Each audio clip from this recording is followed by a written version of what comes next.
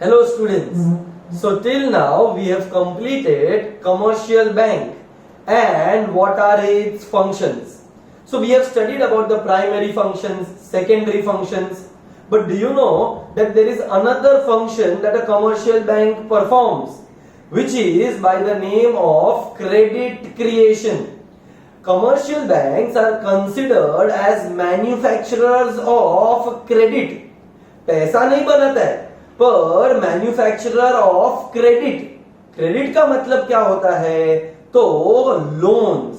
So whenever we talk about commercial banks, they are known to create credit. एक छोटे से amount से वो लोग बहुत बड़ा लोन क्रिएट कर सकते हैं, and that process is by the name of credit creation.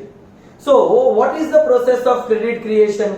Why is it considered as one of the most important functions of a commercial bank? चलो समझने का ट्राई करते हैं.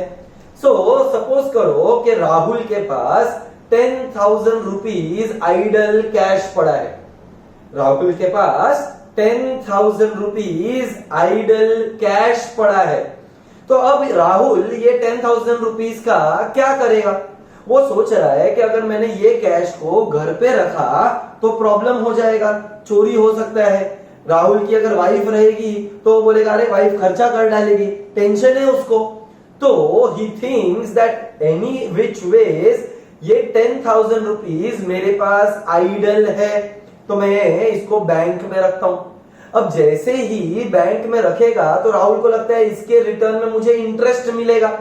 So Rahul is very much willing to put that 10,000 rupees in the bank. तो Rahul bank के पास गया, account open करवाया और 10,000 रुपीज उसने जमा कर दिया. So this 10,000 rupees which Rahul deposits in the bank is nothing else but the primary deposit. It is a primary deposit for a commercial bank. अभी आप मुझे बताइए, बैंक के पास 10,000 रुपीज आया तो हम लोग बैंक का एक बैलेंस शीट बनाते हैं. बैंक का असेट साइड और liability side. So this is liabilities, this is assets. Suppose करो ये बैंक का नाम है bank A. So when we are talking about bank A, चलो आप मुझे बताओ ये जो 10,000 रुपीज राहुल ने बैंक में जमा कराया, क्या वो बैंक के लिए एक असेट है कि बैंक के लिए वो एक लायबिलिटी है? सर पैसा बैंक के पास आया ना तो असेट. गलत. क्योंकि भले ही ये पैसा बैंक के पास आया होगा बट क्या वो हमेशा बैंक के पास रहेगा कि उसको वापस रीपे करना पड़ेगा? मतलब the amount of 10,000 rupees is repayable. It is not received but it has to be repaid back to the original customer which is Rahul. तो अगर receivable होता तो asset होता, but ये तो payable है और payable मतलब liability. तो बैंक का liability में can I say there is a deposit. Deposit कितने हजार रुपए का हुआ? 10,000 का. अब बैंक के पास 10,000 रुपए है. चलो अब आप बताओ ये 10,000 रुपीज का बैंक क्या करेगा? उड़ाएगा, मस्ती करेगा? नहीं. बैंक का काम क्या है? Accept deposits and give loans. So क्या बैंक पूरा का पूरा 10,000 रुपया लोन के फॉर्म में दे सकता है? सोचो अगर राहुल आ गया बैंक के पास, अरे मेरा पैसा दो, और बैंक बोलेगा अरे मैं भी भिखारी, तू भी भिखारी. मतलब can I say bank can not give the entire 10,000 rupees in the form of loan. उसको कुछ रिजर्व्स एंड सरप्लस रखना पड़ेगा. So bank keeps certain reserves. For example bank ने 1,000 रुपया रखा. कैन आई से 1,000 रुपया मतलब 10%. 10,000 का 10% इज 1,000 रुपीज. सो देखो जरा ये बैलेंस शीट. लायबिलिटी में डिपॉजिट कितना है? 10,000. असेट्स में रिजर्व्स कितना रखा? 1,000. ये 1,000 का रिजर्व क्यों रखा? क्योंकि अगर राहुल पैसा मांगने को आया तो उसको देना भी तो पड़ेगा ना. तो बैंक ने 1,000 रुपीज एक कैश रेशियो रखा और जो डिपॉजिट का 10% था, उसका balance 90% is given in the form of loans. So bank ने क्या किया, 9,000 रुपीज का लोन फॉरवर्ड कर दिया। तो क्या हुआ बेटा, every deposit becomes a loan.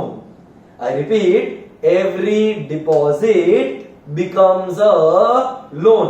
Loan कितने रुपए का था, 9,000।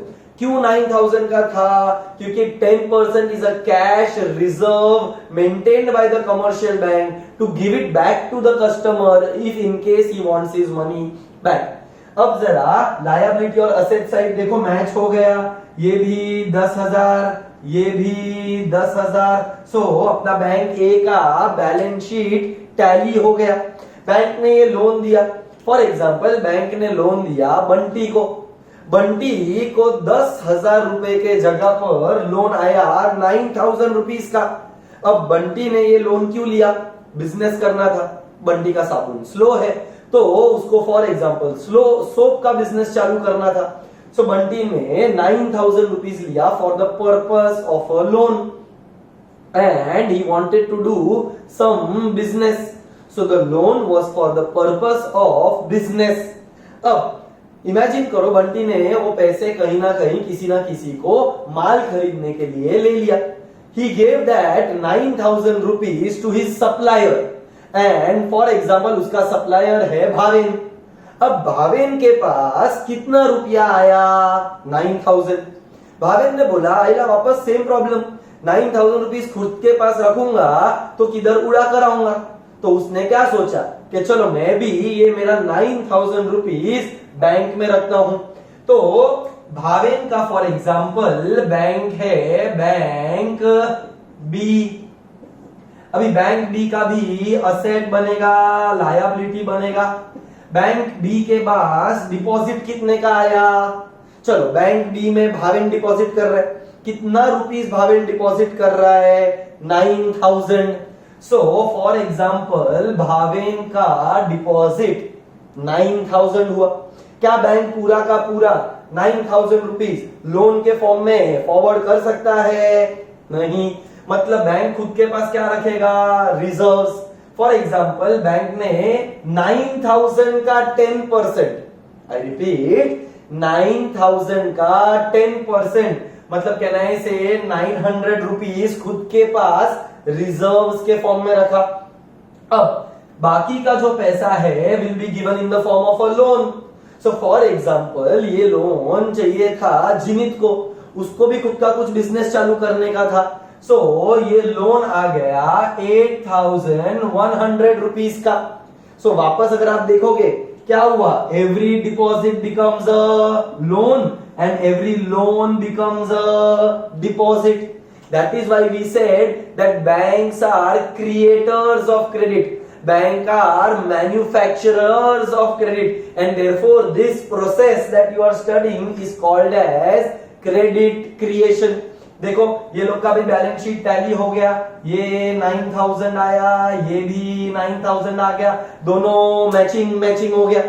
सो बेटा ओरिजिनली हमारे इकोनॉमी में कितना रुपीस था, 10,000, बट बैंक्स ने क्रेडिट क्रिएट किया 9,000 का, दूसरे बैंक ने क्रेडिट क्रिएट किया 8,100 रुपीज का।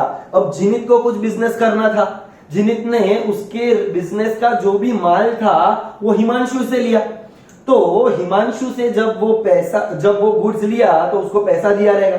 अब हिमांशु ने भी क्या सोचा, पैसा मैं मेरे पास रखूंगा नहीं, वो मारवाड़ी है, मारवाड़ी लोग क्या सोचेंगे, जिधर से पैसा मिले उधर मजा आएगा, मतलब उसने तुरंत बैंक में पैसा जमा करवा दिया।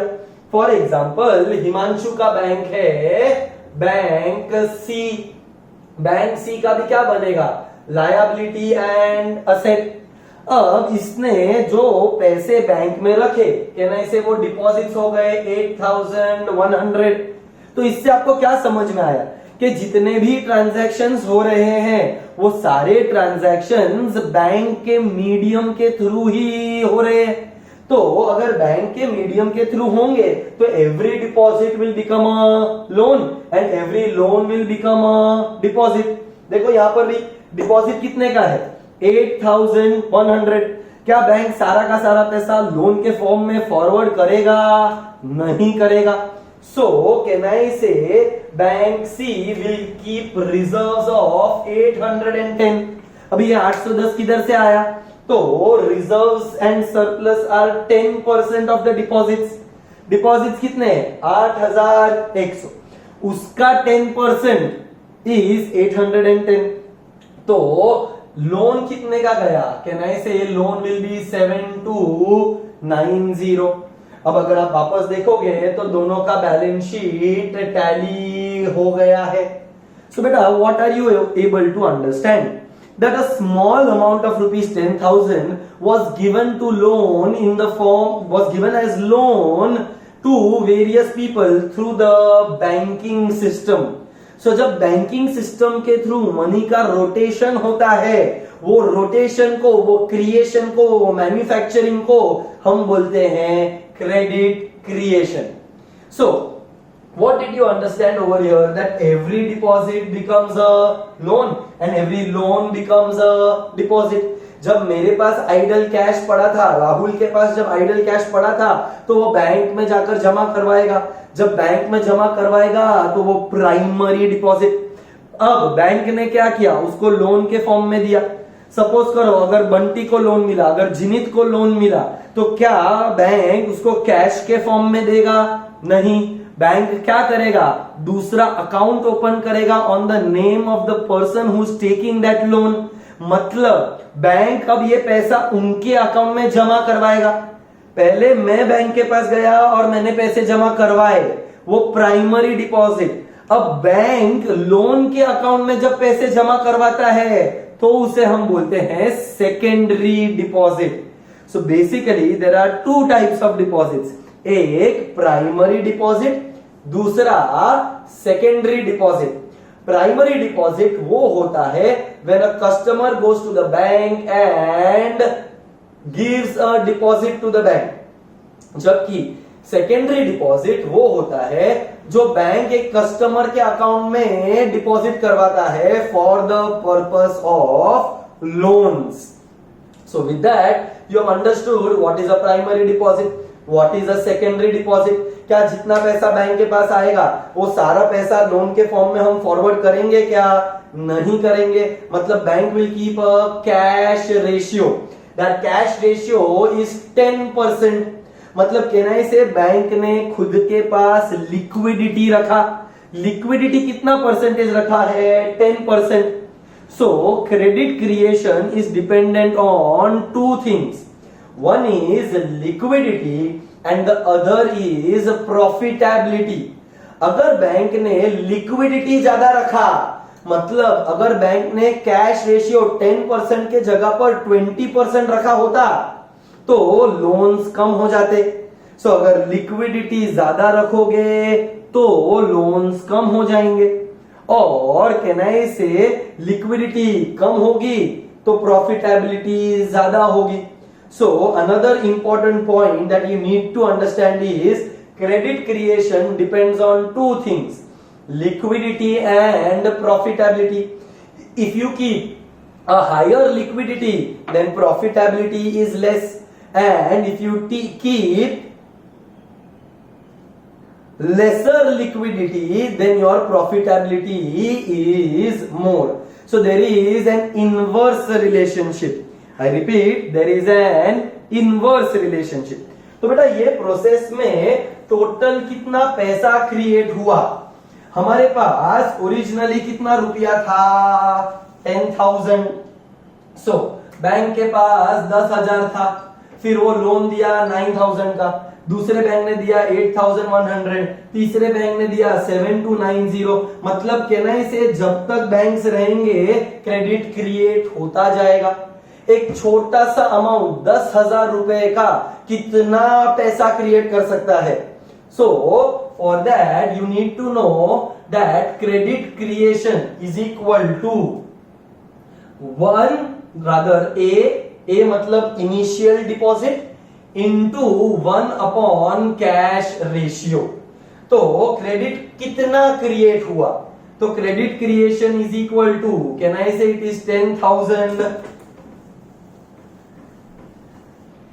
इंटू 1 बेटा कैश रेशियो कितना रखा था 10%, सो 10/100। तो इसका मतलब क्या हो गया कि 10,000 into 10/100 which is equal to 10,000 into 100/10। ये जीरो कट, तो हमारे पास कितना रुपया क्रिएट हो गया 1,00,000 रुपया। तो ओरिजिनली बैंक के पास गया कितना था 10,000, पर बैंक्स ने क्रिएट कितना किया 1,00,000, and that is the reason why we said that banks are creators of money. Therefore the concept is called as credit creation. अब इमेजिन करो अगर हमारा कैश रेशियो 10% के जगह पर बढ़ के 20% हो गया, so credit creation is equal to A into 1 upon cash ratio. Now credit creation is equal to 10,000 into 1/20/100 which is equal to 10,000 into 100/20 1 20 5 कितना रुपया क्रिएट हुआ सिर्फ 50,000। इसका मतलब क्या हो गया बेटा कि जैसे ही कमर्शियल बैंक ने अपना कैश रेशियो बढ़ाया तो क्रेडिट क्रिएशन कम हो गया, कैश रेशियो कम कर दिया तो क्रेडिट क्रिएशन बढ़ गया। So as I told you that the process of credit creation is highly dependent on two variables, liquidity and profitability. If bank keeps a higher liquidity, then the profitability will be less. क्योंकि liquidity ज्यादा रखेगा तो पैसा खुद के पास ज्यादा रखेगा, अगर खुद के पास पैसा ज्यादा रखेगा तो लोन्स कम हो जाएगा तो प्रॉफिटेबिलिटी कम हो जाएगा। So with this I have explained you the concept of credit creation. This concept you will find in your textbook on page number 102. So I repeat everyone that the part of credit creation is explained on page number 102 and 103. Kindly refer that this is one of the most important concepts that you will study. I hope we are clear with that. Thank you.